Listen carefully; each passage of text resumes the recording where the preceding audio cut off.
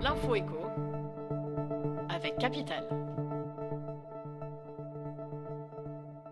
On commence avec la question du jour.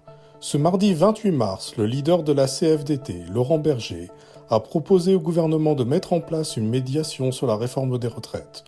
Une proposition vite écartée par le gouvernement.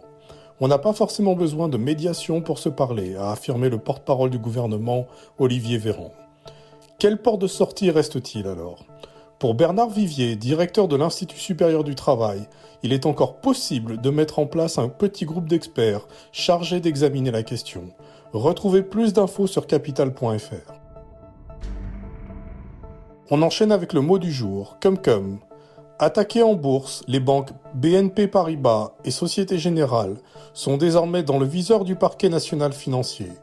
Celui-ci a indiqué mardi 28 mars que les locaux de plusieurs banques européennes étaient perquisitionnés dans le cadre d'une enquête pour fraude fiscale et blanchiment de fraude fiscale. Ces établissements sont soupçonnés d'avoir eu recours au cum-cum, une pratique fiscale très controversée sur les dividendes qui pourrait s'être traduite par un manque à gagner de près d'1 milliard d'euros pour le fisc. Capital.fr fait le point sur cette pratique très décriée. Le chiffre du jour ensuite.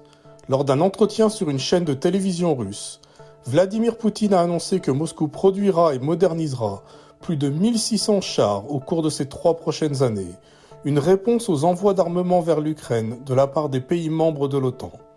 Le président russe a ajouté que l'industrie russe produira 3 fois plus d'obus que l'Occident lors de cette même période.